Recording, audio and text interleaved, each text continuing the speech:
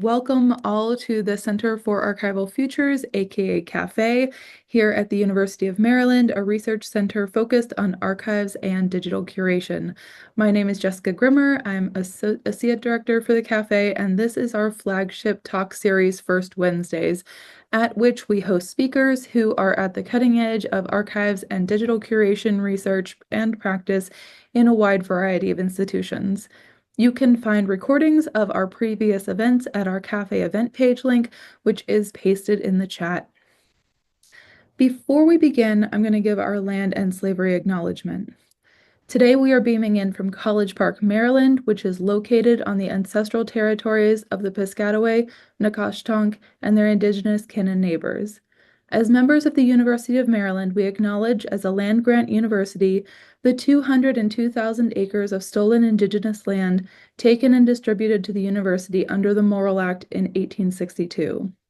We want to acknowledge the separation that these and many other acts of colonialism, assimilation, and genocide, which included archival collecting, generated between indigenous peoples and their homelands.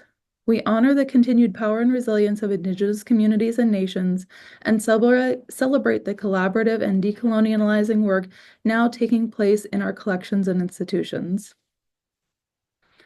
We further acknowledge that the University of Maryland's connections to slavery and to generations of racialized trauma rooted in the institution. As a member college of the university studying slavery, the University of Maryland has undertaken the 1856 Project, committed to investigating and illuminating these histories. The 1856 Project endeavors to lay a path toward restorative history, allowing for the institution to engage in the work of moral accountability and reconciliation. Through this work, the University of Maryland recommits itself to creating equitable, inclusive, and diverse curricula and spaces. And now, I would love to hand things over to our friend and colleague, Eric Hong, to introduce our panelists. Hi, good afternoon. It's my pleasure to be hosting this panel. I'm an adjunct lecturer at the University of Maryland, but I'm here primarily today as the co-chair of the Cultural Heritage, Archives, Libraries, and Information Science section. We call that CHALIS because it's far too long, of the Association of Asian American Studies. My co-chair, Yang Yi, will be moderating this panel. So this is a two-part panel on the future of Asian American community archives.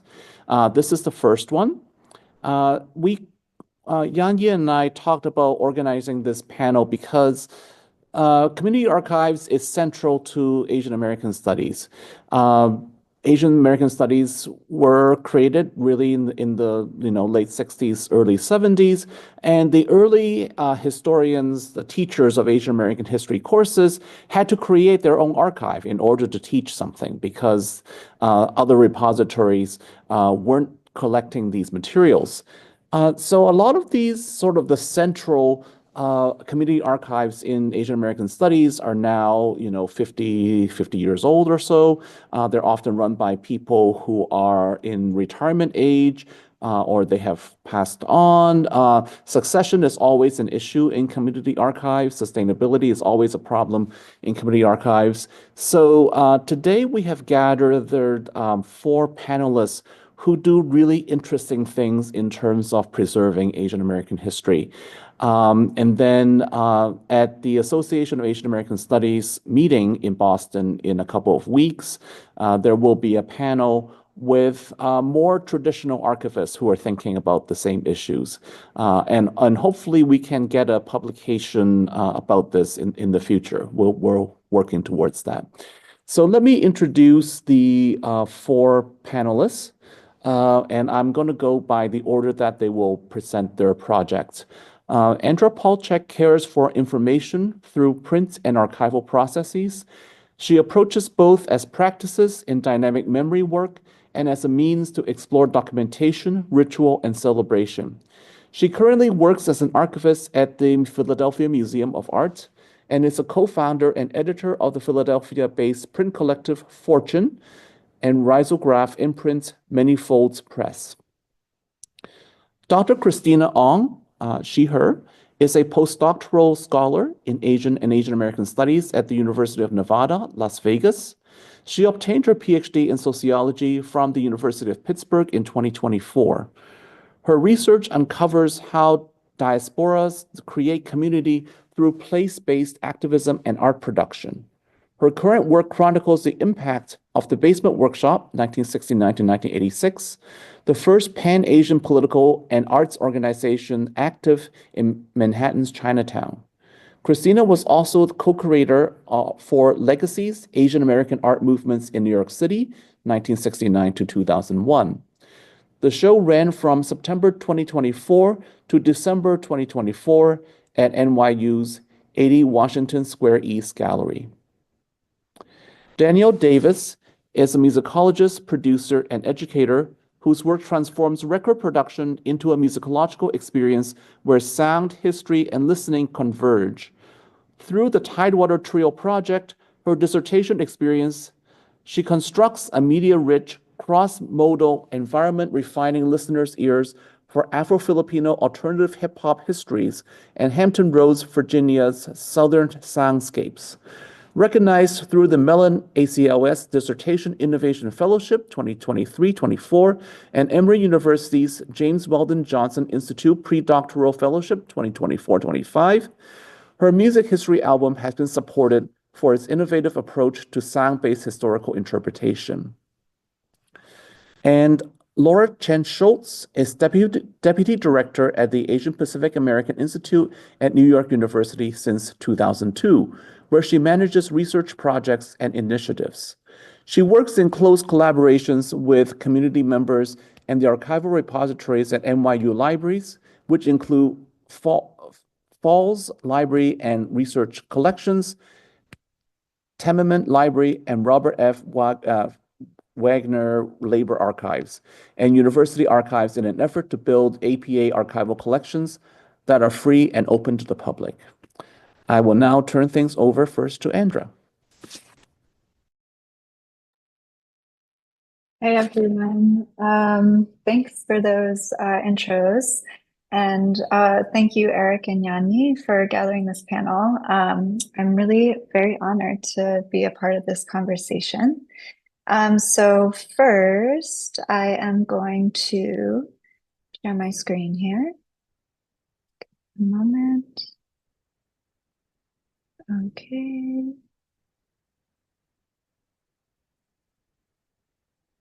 Okay, can everyone see this okay? I can't see any of my secret notes hidden anywhere. Looks good. Okay, awesome. All right, so to kick us off, today I'll be talking about a project called the Annotated Readers, which combines my interest in both print and independent publishing, as well as my work in the archives. And it's an example of an effort of how to make both of those fields a more participatory and public practice. So before I really get into the what of what the annotated readers are, I should probably provide a little context about who's a part of it. So Fortune the annotated readers were curated and produced by Fortune, which is a Philadelphia-based print collective assembled by and for queer and trans Asian publics. So I co-founded Fortune in 2019, along with my collaborators, Heidi Ratanavich and Connie Yu. And Connie and I continue to co-edit this project. And then in 2022, we also started operating a small-scale risograph press that we call Manyfolds Press. And the purpose behind sort of starting this publishing arm of Fortune was to be able to provide more accessible and responsive print services, especially with priority for queer and BIPOC stories. So it was through MFP that we published and distributed the annotated readers. And then finally, I'll just say that since this project, I have pursued formal archival training.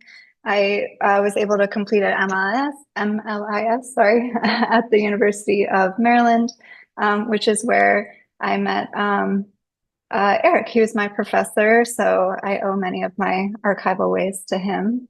But yes, these are all the experiences that I'm bringing with me today. There we go. So the annotated readers were a project that we published in 2021, in which we sourced out-of-print archival materials from queer and Asian social and political groups who were largely active between the 1970s and early 2000s. And the reason that we did this is that we wanted to reprint them so that we could put back into circulation what wasn't necessarily already visible or readily accessible, especially to our local communities here in Philly. So in addition to Fortune, there were many other, you can see there's many other hands in this project. It was actually quite a leggy project. Materials were sourced from 6 archives, 2 of which were community archives, and then the other 4 were larger university or institutional archives. We then collated these materials into a series of 5 different readers that were organized along loose themes. And then each reader was passed along within Fortune community for annotation. So the way that worked is we tapped the first reader for a set of the themed readers. And then they, spent time with the materials, added notes and questions, their hot takes to the margins.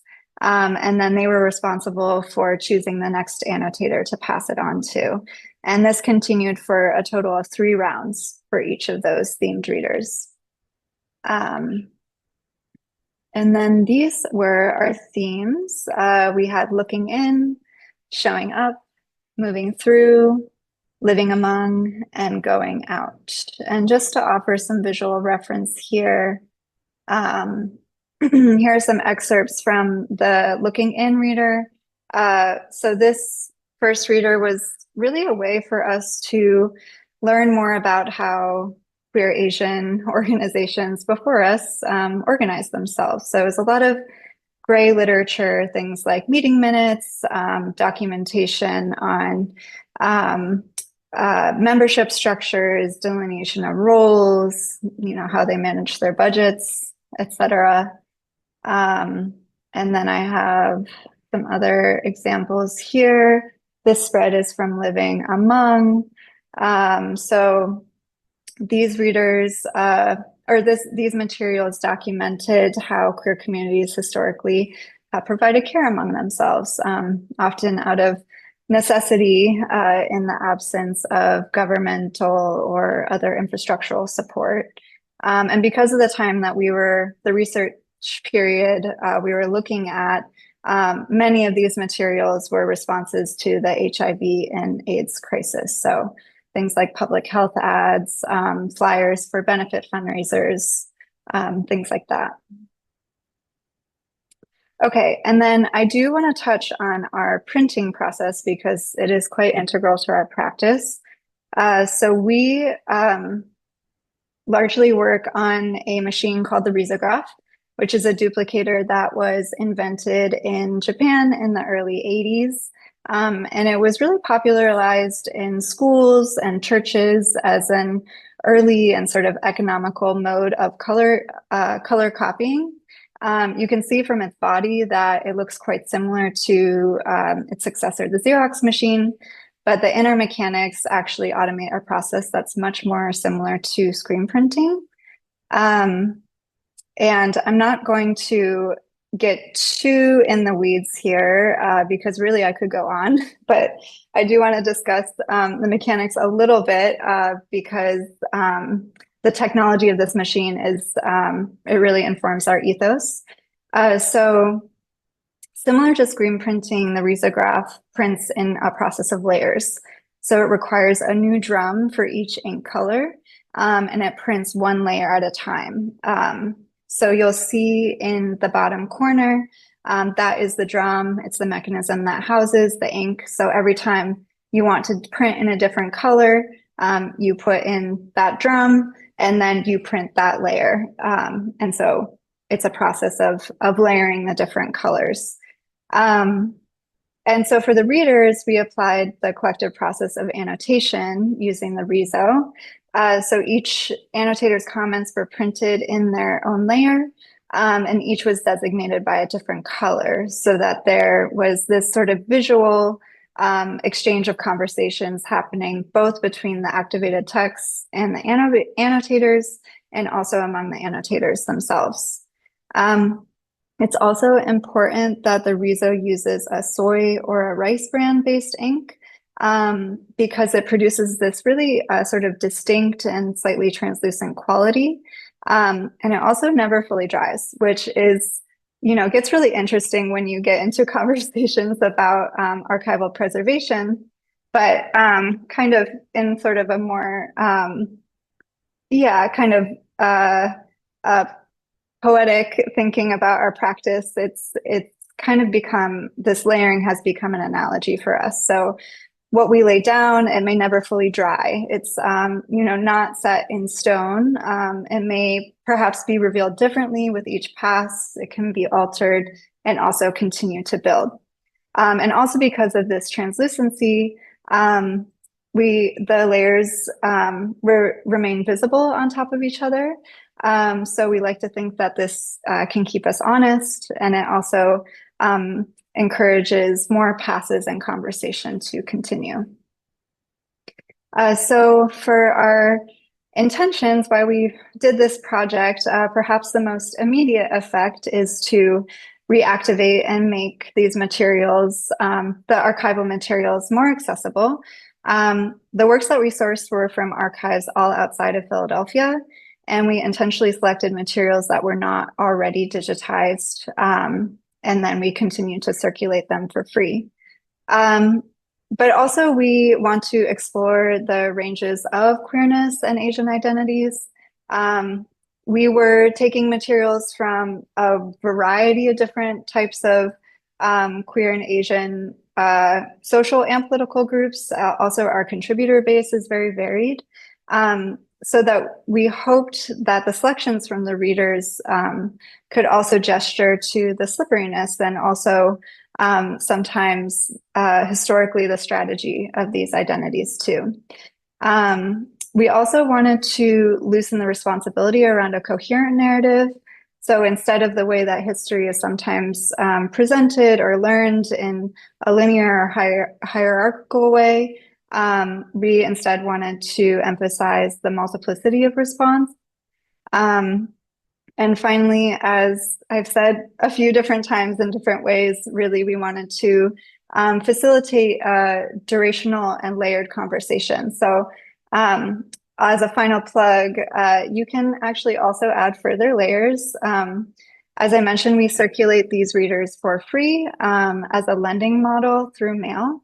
And we do encourage the lenders to also add their own notes when they check them out. So I think, Victoria, if you could be so kind to drop some links in the chat.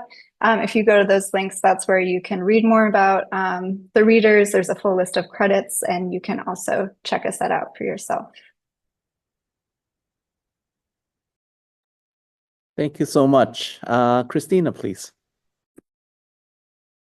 Great. Can everyone hear me okay? Cool. Okay. Thanks, Andra, for your presentation. I'm really looking forward to checking out your links. So let me share my screen. Hopefully this works. Okay. Can everybody see the screen? Okay, great. Yes. Yes. So so I'm Christina. I'm a postdoc at UNLV in Vegas. But a lot of my work revolves around Chinatowns in New York City. And today I'm going to be talking about two different projects that aren't specific archives, but they're inspired heavily by archival research and my time in the archives. So the first project I'll be talking about is, will you go? Okay.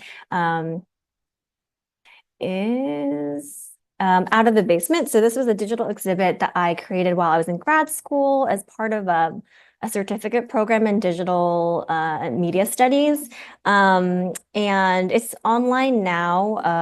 I mean, it's still online. You can access it. And I think, Victoria, if you could drop the first link, that'd be great. So this is a digital exhibition about this organization called the Basement Workshop, which is what my dissertation was about. They're the first Pan-Asian political and arts org that was based on the East Coast, and that began in the late 60s and ran until 1986.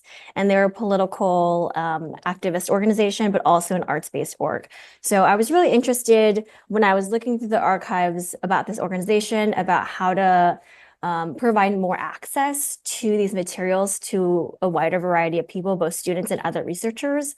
Because as I started talking more about this org, people would email me and ask me for like screenshots of things, which you're not supposed to do that, right? Like that's a no-no in archival like institutions. You're not supposed to just like give out material. But I didn't want to just hold on to these things. So I would direct people to certain archives that I visited. But I felt like there should be a better way to showcase these materials and ephemera, specifically because the organization was arts-based. It felt weird to like talk about the art, but not be able to show it or show actual ephemera from the time. So these are just some screenshots from the digital exhibition, which is just a fancy way of saying it's a website that I made. So you can visit the website now, it's still up. And the intentionality with this was to change out exhibition materials as I did the research. For those of you who are like in grad school or even just undergrads, you know that like your ideas for projects are great in theory, but you don't have enough time to do that. So this exhibition has been pretty static since 2022, which is when I first published it. And showed my committee members. But I do have an intentionality of like changing things out as I move forward with the book project that I'm working on now about the organization. The second project I wanted to bring up sort of was inspired in part by that digital exhibition. This project, however, was a collaborative interdisciplinary project called Legacies Asian American Art Movements in New York City. And it was a gallery exhibition at NYU's 80 Washington Square East Gallery. My collaborators studied different Asian American arts orgs after Basement Workshop. And so we decided to kind of trace the lineage of Asian American art movements in the city and how the city inspired Asian diasporic artists in their practice. And a lot of the things that we brought in were archival based. So I have to thank Laura, who is going to be speaking after me, for her work with NYU's APA, because they were really instrumental in allowing us to look at some of the archival materials that were related to some of these orgs. So the show, unfortunately, closed in December, and you can't really like visit the gallery anymore with this show, but we do have gallery and still photos. So I just wanted to show folks what those look like. So all of these materials were found either in the archives or from Basement Workshop artists themselves. So their personal collections or donated to institutional archives. A lot of these are poster prints.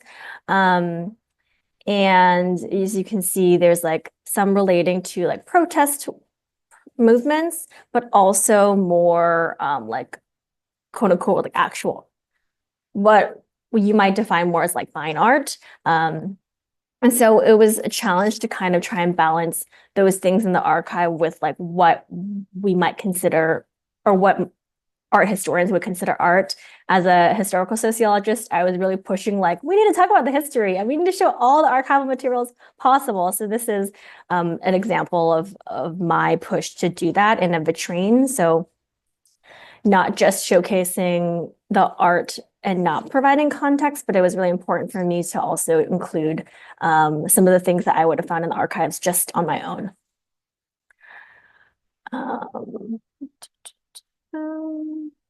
And then, of course, as it was an art show, we did showcase like art, as my co-curators would say, like, you don't need to always explain everything, even though in the archives, I'm like, we need to show every single piece of documentation, like, why was the color this way? Why is the artist doing this?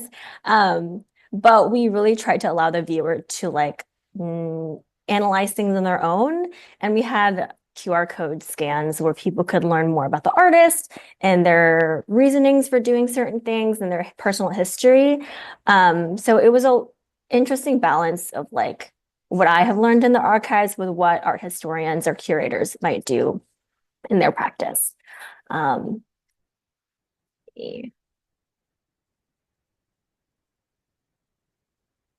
I think, Yanni, we're going to talk a lot more about like intricacy, so I don't want to take up a lot of time, but one of the main issues I think from the project that we were working on together, my co-curators and I, were trying to balance like what is art versus what is ephemera.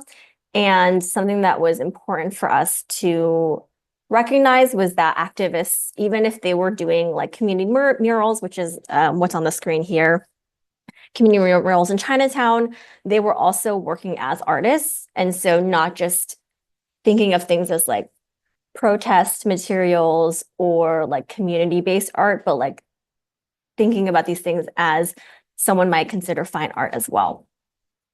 So in the show, we like actually framed a lot of these and put them on the walls as like you would a typical art piece. And that was a bit of a challenge to try and like figure out how we would do that in a way that made sense and didn't like glamorize things, but also was stayed true to the history. So let me stop the share. Yeah. Okay, thank you so much. Danielle, please. Hi there. Thank you, Christina. I really enjoyed those artwork. Incredible. The colors, beautiful. I did not have a presentation for today. I did want to speak to you all a little bit about the Tidewater Trio project, which is my dissertation experience, and I'm still in the process of putting the last bits of the pieces together. So please understand that me not sharing some of the things that I have created is not out of,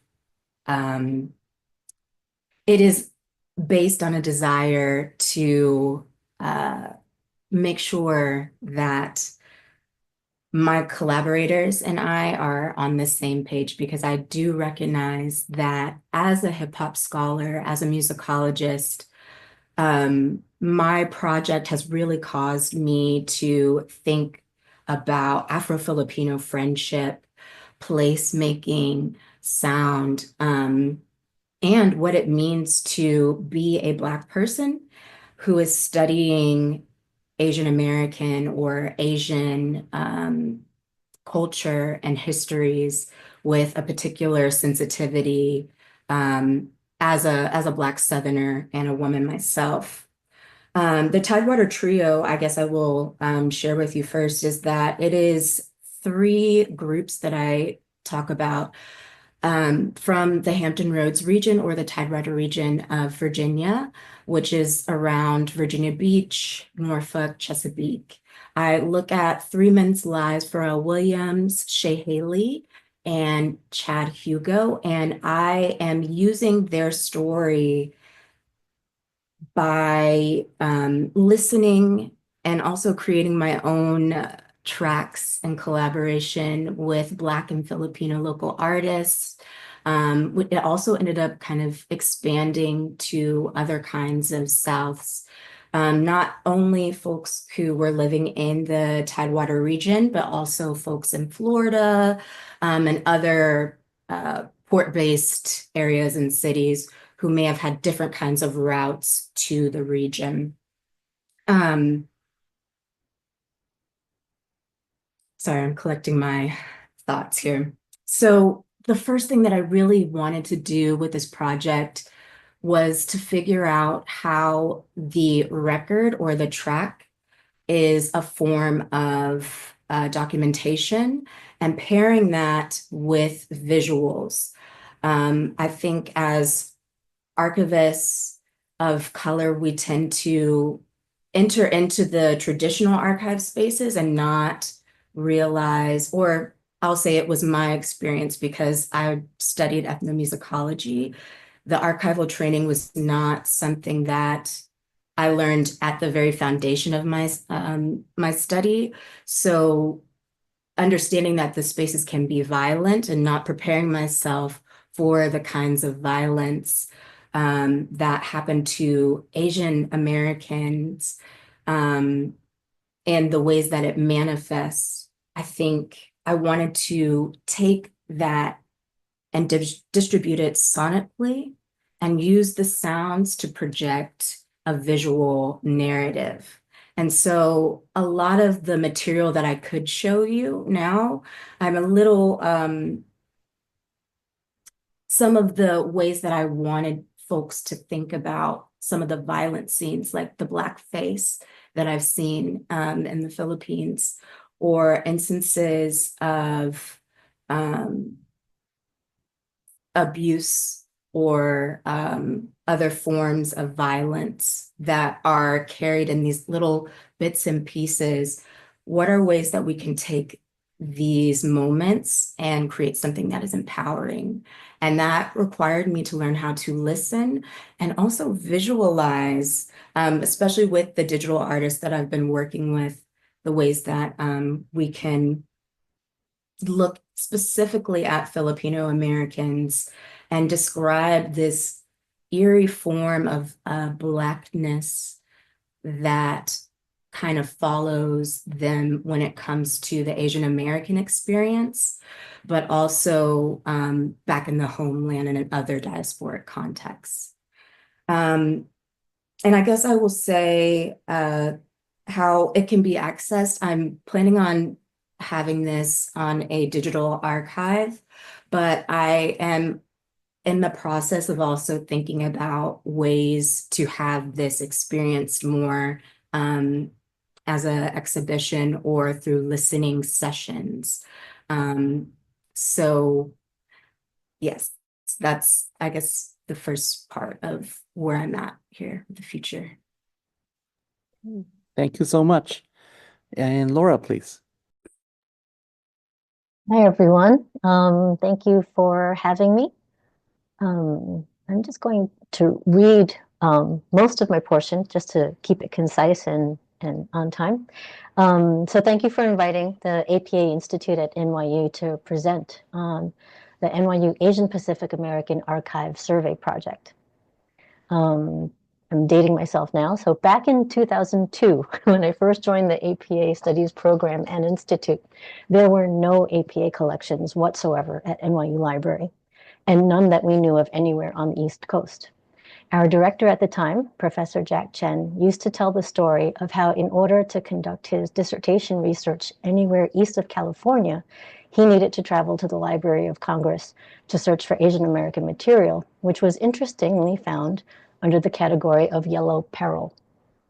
So as director, he made it a part of APA Institute's mission to build a premier APA archive that more accurately reflects the diversity and experiences of APA communities, particularly in the New York region, and that would be free and open to the public. So after getting commitments from both the Tamiment Library and the Fales Library at NYU to be our designated archival repositories, we started getting the word out through our academic and community contacts. Our first collections were from the families of individual New Yorkers who had recently passed away and had kept historically significant personal items, such as Carl Ichiro Akiya, who was incarcerated at Topaz concentration camp during World War II, and Tung Pak Chin, who was a poet and laundryman who came to the US as a paper son during the Chinese exclusion era. And ALDEF, the Asian American Legal Defense and Education Fund, that had just turned 30 years old and was happy to donate 30 boxes of their files to Tamiment Library for preservation and access. And while this was a great start to our archive building, we felt it was important not to wait for people to pass away or for organizations to run out of storage space or suffer flood damage in order for collections to come to us and be made available for access, but for us to go out into the community, see what's out there, and educate individuals and organizations about the treasure troves that they often didn't even know they had in their closets, basements, attics, file cabinets, and storage rooms. So the plan we came up with was to map existing and potential APA archival collections in the New York metropolitan area in an effort to address the underrepresentation of East Coast Asian Pacific America in historic scholarship and archives. We did this by making a list of individuals and community-based organizations that we had relationships with and asking if we could schedule a time to conduct a survey of their archives. Our promise was that it would only take 1 to 2 hours of their time. They didn't have to arrange or organize anything for us. We would write up a survey report for them to review and approve, and we would post it on our APA Archive Survey Project website, where visitors can see what's out there, where it's located, and whether or not it's accessible. The goal was not necessarily to convince those surveyed to donate their archives to NYU, but primarily to help them understand the significance of what they possessed, the conditions they were storing them under, and to consider us as a resource in the event they needed advice for their materials in the future. The secondary goal was to bring awareness of these collections to students, scholars, community members, and researchers seeking such materials for their work. And third, those surveyed often referred us to other collections for inclusion in the project. So thanks to the late Dr. Michael Nash, who was the head of Tamiment Library at the time, we were awarded multi-year funding from the Metropolitan New York Library Council's Documentary Heritage Program to pay 2 to 3 graduate students enrolled in the NYU Archives and Public History Master's Program who had a demonstrated interest in APA history and community and who could conduct these surveys as well as create and populate the survey website. From 2008 to 2011, the project surveyed over 90 archival collections and helped transfer some of them into the Fales Library and Special Collections and the Tamiment Library and Robert F. Wagner Labor Archives at NYU. Even though the 3-year survey project funding ended many years ago, we continue to appoint a graduate scholar in APA archives to help us identify and survey collections and continue to build on an APA archive at NYU, which now has over 50 APA collections. And now I wanted to just share my screen briefly to show you a couple of examples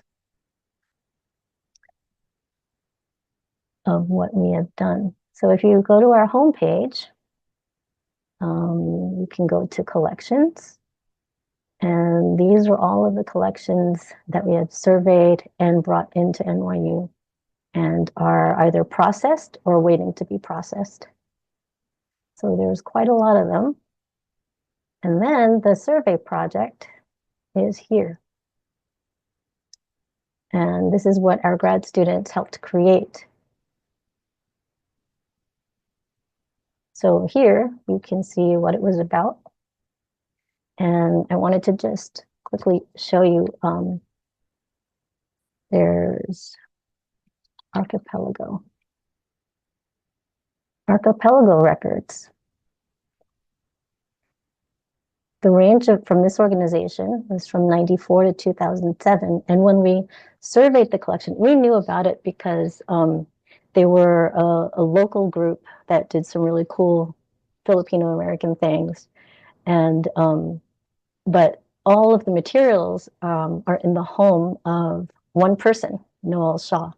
And while he was happy to let us come in and survey what he had, he also said he wasn't ready to put his archive anywhere. So at the bottom, where it could say arrangement and location, it's in a private residence and conditions governing access currently inaccessible to the public. So we actually have over the years received inquiries here and there saying, I saw this collection on your survey website. I know it's inaccessible. Is there any way to access it? And fortunately, Noel Shaw is a very generous individual. And what we do is we ask the person inquiring to send us a description of the research that they're doing and what they're interested in accessing. We email him. He emails us back and says, no worries, I'll contact them and I'll let them into my home. So that's one way this survey project was really helpful. And another way is the Asian American Arts Alliance, which recently celebrated its 40th anniversary. We conducted this survey back in 2008, And at the time, they had 59 linear feet of stuff, lots and lots of stuff. And moving offices here and there, they had to bring all of their stuff with them. As a community organization, they often had to keep moving. So a year ago, I contacted them again and I said, "You're hitting 40 years old. What are you doing with all your stuff?" And they asked if we could go over and survey what they had, give them advice on, stuff. How much of this do they really need to keep? Was there stuff that they could recycle? Was there stuff that they could shred? Was there stuff that they really needed to hold on to? And was there stuff that they could actually donate to a repository? Long story short, fast forward a year later, with a lot of people working on this collaboratively, they just donated 20 boxes of their stuff to NYU Tenement Library, literally 2 months ago. I don't know exactly how long it's going to take for that collection to be processed, but this is an example of how there's no pressure when we go into these organizations and these homes and survey what they have, and they have time to think about what they want to do with it and when they're ready to part with it. And they also are assured that the parting isn't permanent, that they're welcome to come back at any time. As the donors, they're able to go in, ask for, create scans, not be charged for the scans, and stuff like that. So, and there we go. Okay, thank you so much. I will now turn things over to Yanyi. Thanks, Eric. And thank you, Laura, Danielle, Christina, Andra, for your wonderful presentations. I feel like there's overlapping themes already, and from anticipating the future or looking into the past and bringing it into the future through collaboration and in the many ways that layers have showed up in all of your talks. So I want to respect the cafe tradition, I guess, of letting students ask questions first. So if you are a student, please add your question into the chat, or feel free to raise your hand. And I'm going to give you a couple of seconds to gather some questions. And we also have some prepared questions that I will give once we've talked to some students.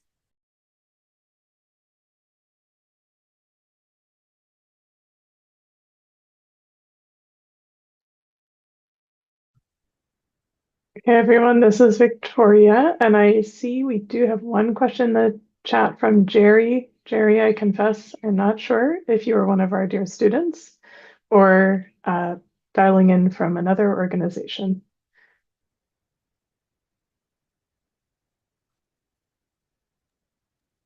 Jerry is a longtime Apollo member, but Okay. I welcome, if there are no immediate student questions, I welcome Jerry to speak. We Oh, have a student question from Robert. Robert, if you'd like to unmute, you can. If not, I'm happy to read it out. Sure, I can read it. So I was wondering if folks had, first of all, thank you everyone on the panel for speaking. Really appreciated your time. But do you guys have any advice for someone who would want to be involved in community archiving, but say that wasn't your course focus, and if you're not going to officially be affiliated with an institution post-graduation, if this is just something you're passionate about, how would you go about that and building bridges to make something like a project like that happen, if that's something someone was interested in?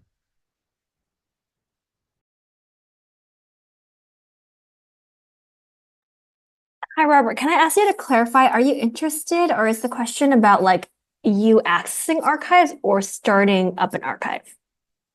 Yeah, so I'm sort of involved in community activism here, and one of our elder activists passed last October, and he has a lot of essentially a lot of items that his wife still has, both correspondence, the books that he wrote, the drafts of the books that he wrote, artifacts from his time back in the Philippines and here in the States. So I was talking to his wife at his memorial service about what would we do about all these things? We don't want to lose all of these. So I think that was the idea of community archiving came to my mind when I was speaking with her, but since that wasn't my focus in grad school and I'm about to graduate and I may not work at a university, so I was curious, like, what kind of advice would there be for someone in that position? Like, this is more of like a passion project, not so much something that I would get any like professional accolades out of.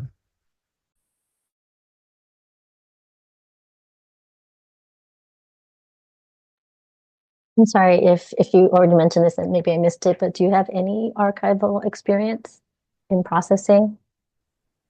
No, because like all of my professional experience has been like on the acquisitions library stuff, like technical services. So Okay. not really. Yeah, I asked that because there was one collection where we actually had a community archiving day. And actually, over the course of 2 days, over a weekend, because we acquired a collection that had about 1,000 videotapes that were all off air, so things that the guy literally pushed a VHS tape into his tape player and pressed record. And there were incredible things on there that we knew he had recorded, but he didn't keep the most meticulous notes as to what was on each tape. And since there were so many, we had to individually go through every single tape to see what he had indicated. If there wasn't much on there, we needed to find a VHS player, put it in, and figure out what was on there. And because there were so many, we just put out a call for community archivists in the community to come together. We opened APA Institute for a whole weekend, and all these people came in bringing their, oh, it was also a call for VHS players. And everyone came in with VHS players and they popped them in and they made notes. It wasn't a requirement for folks doing that to have archival training. But I do know that there were collections that we brought into the libraries where people are so eager to get them processed. They're like, I will volunteer to help. But the requirements and the processes and are very meticulous, and they can't just entrust anyone to be helping to process. You can always reach out to a local archive and ask, to say, I'm willing to help. Let me know what I'm qualified to do. And I'm sure, people are always interested in eager hands, right, to help out.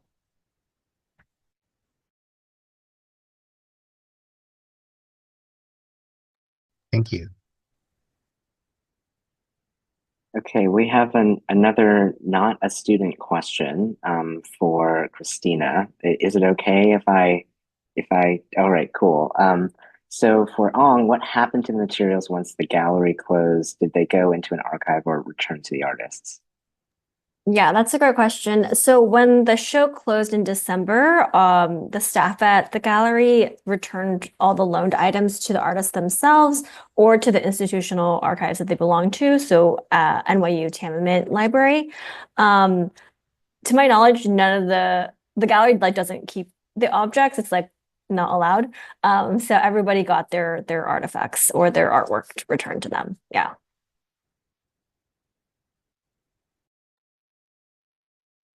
All right, thank you. Any more questions? I'm not seeing any so far, but if there are some that come into the chat, or if you raise your hand, we'll keep an eye out for you. So let's move on to some of the prepared questions. I might skip around a little bit just to keep you all on your toes from the Google Doc. So first one I'm going to ask is, how have your lived experiences and your experiences with other archives affected your design of your archives? Or your archive projects, I should say.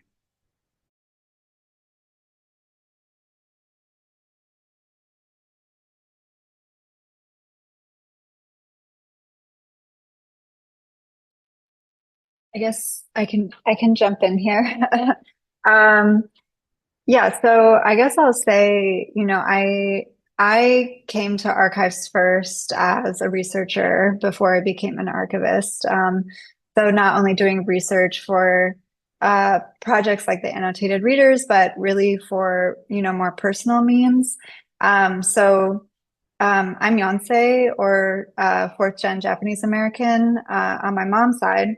And my grandmother and her family were incarcerated during World War II. And so a lot of, I mean, yeah, because of sort of the stigma of that experience for a lot of elder JAs. I have had to seek sort of outside sources to fill in a lot of the gaps around my own family history. Um, I think, yeah, one thing, in terms of doing that sort of research, like places like the National Archives, I think it was, Laura had mentioned, yeah, kind of having having to go to these sort of big government institutions to find anything about your own history, and kind of how that, even if you find what you're looking for, there can be sort of like disconnect or an amount of loss there. So, you can go to the National Archives and find a lot of the sort of documentation about the incarceration camps. There's a lot of the famous photographs there by Dorothea Lange and Ansel Adams, but which honestly, like, some of them are quite honest depictions of life in camp. But they were also commissioned by the War Relocation Authority and also the Department of the Interior, who were the governing bodies who administered the incarceration.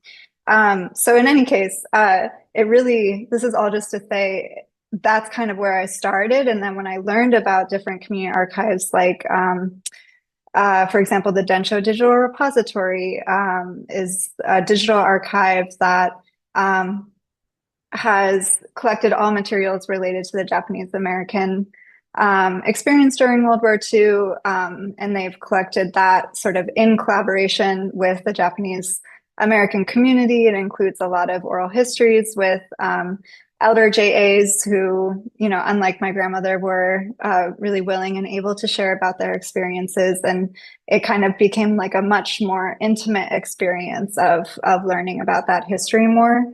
And so, yeah, I guess, like, in terms of designing then the annotated readers, or, other sorts of approaches of engaging with the archives, wanting it to be an experience that softens those barriers, or sort of, have it be more like kind of an experience of finding or surprise instead of loss.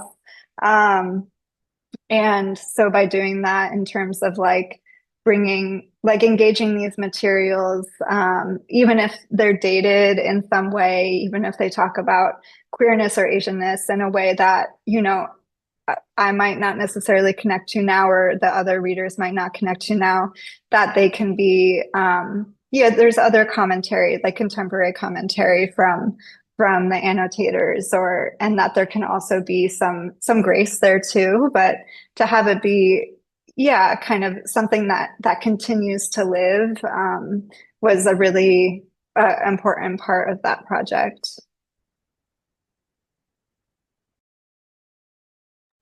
Could I go quickly?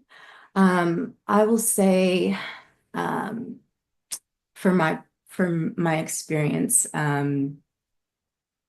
it was really actually being able to go to the University of the Philippines in Quezon City. It literally be in the environment to see how they have cared for instruments, how they have documented it so meticulously, and to know that some of the Filipino Americans that I was working with from the Tidewater region, and historically they have had a robust, many community efforts in preserving their history from the ground up, from oral histories like In Our Auntie's Words, this Filipino Spirit of Hampton Roads, and those oral history interviews, which is more of like an interview, but it's like going to the Tidewater region and understanding that a lot of Filipino Americans sometimes do not feel that they have a musical culture, or they can't hear the distinct musical elements sometimes in any sort of sonic situation that their physical body or someone who's supposed to be representing their race, I guess, as a performer, producer, engineer, whatever role it is that they're playing. And to see how meticulously Jose Maceda and so many Filipinos have been able to collect information about sound from all over the world. And I will say the one thing too was being able to watch my mentor, Mary Toulouse, sign a copy of her book, Instruments of Empire, and actually give it to that library and that space when, 10 years, 15 years ago, that was where she was doing her doctoral research. So those moments right there, knowing that I am not Filipino or Filipino American, knowing that I have those, I know that it's a responsibility that my archive and any of the work that is created from my project reflect that. And it's a shift in understanding your culture is not invisible. It's everywhere. You're sitting in it, actually. And we all are, but we don't realize the ways that it touches us and it senses us. So in creating that experience digitally and preserving that, I'm hoping it could be more accessible, and giving them the cues sonically and visually to be like, okay, is this what I want it to be? Or is this what I think I'm experiencing? But yeah, thank you. Beautiful. We can move on to the next question if Christina or Laura, if you don't have anything you want to add, or yes or no? I can just add really, really very Okay. quickly. So when I started sure. my work in the archives, I wasn't trained in archival anything. There weren't any historical sociologists in my program. And even my colleagues today, they're like, what do you do in the archives? I don't understand. And so I would have to explain like the difficulty of going from archive to try and like find pieces of information. NYU and APA was a really great resource, but there were a handful of other archives that I had to turn to because there wasn't like one repository where everything is. And in the beginning, that was very frustrating to me. I think I was like, why isn't there just an Excel sheet listing literally every single thing in Asian American history and where to find them? Obviously, that'd be great. No one could ever make that feasibly unless we all crowdsource something. But I think over time, I recognized that the organization that I studied, Basement Workshop, they were very similar in that like they were a broad network of people that were not really ever in one place at one time, but they were the organization gave them this larger legacy of activists and artists that were engaged in some way with the movement, with the Asian American movement. And I sort of see visiting archives in the same way. Like there's not one place, but all of these little even community archives or big institutional ones, they all have their place and their role in like allowing a researcher to understand more about whatever they're interested in studying. And so as opposed to seeing it as like a deficit of like, why don't we have one place for Asian American stuff? I see it as this unique ability for us to be our own like explorers and investigators in whatever we're interested in. And so I think we kind of try to bring, or I try to bring in that mentality for the curatorial projects that I was working on. And hopefully I will continue that line of thinking when I'm, doing the book project and other sort of things related to Asian American history. Thank you. I want to just do a time check. Do we have extra time, or is it like time to close? I have some questions. Close. I'm sorry. I would love to keep going. And I do believe Victoria has an announcement to close. And before I hand it over to you, Victoria, I want to say thank you so much for this panel. It was just so beautiful and multi-layered and so many things to consider about the work that you all are doing. So fantastic. Victoria? Yeah, thank you all. And if it were purely up to me, we would leave this room open and keep chatting.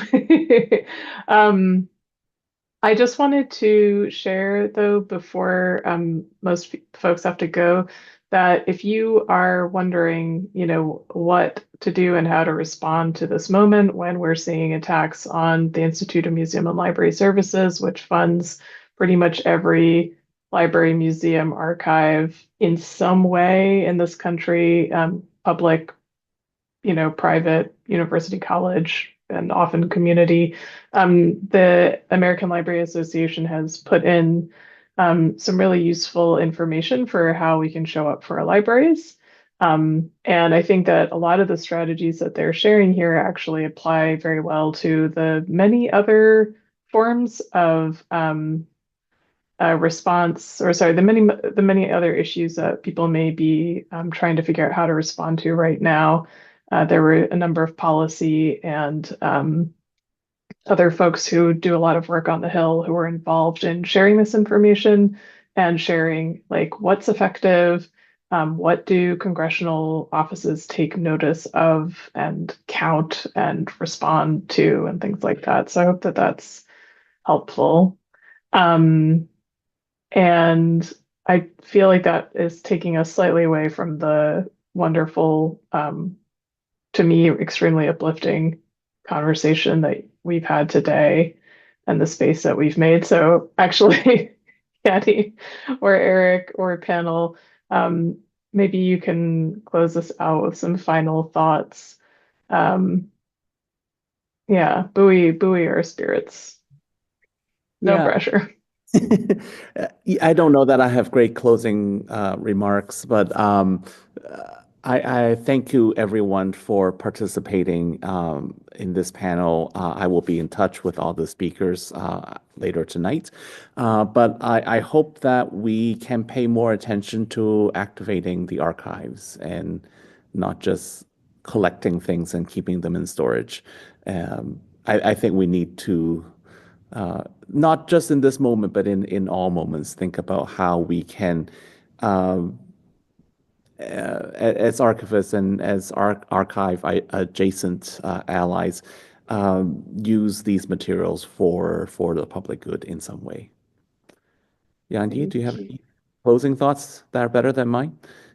I don't know if they would be better than yours, but I do feel also like very uplifted by each of the projects that were discussed today.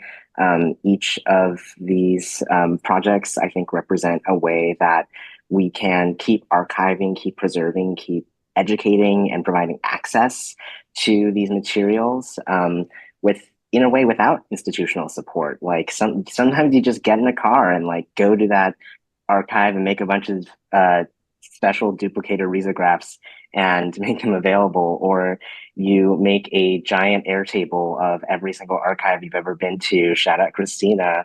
But all of these projects started from an idea and a need, that seeing a need, right? And our libraries need us now, our archives need us now. So any small way that you want to contribute to that is absolutely going to make a difference. So hopefully we'll have more conversations like this. And yeah, you're not alone. We're not alone. And I'm just really glad that you all came today to be a part of this conversation. So thank you. Thank you all. And maybe Eric, is it too cheeky to ask you to share like maybe a contact point in the chat? There are a lot of folks who are wanting to keep the conversation going. And maybe there is a Community Archive Day 2.0 in the fall of next year that can build off the work of Angela Rogers Kukui, who might still be here, former cafe, still cafe member, and we might be able to coalesce around this down the line and make space. Yeah, we definitely plan on continuing this project. As we said, we have a second part of this conversation at the conference in 2 weeks. Yeah, we will plan more. If you have ideas or if you want to participate, please email me. I just put my email in the chat. So Excellent. Thank you, everybody. What great questions. thank you so much. Oh, yeah. And we do have a cafe list serve. You can sign up for that on the cafe website, where you will hear about our various events. I don't know if that's the listserv that was being asked for. Thank you so much. All right. Thanks all.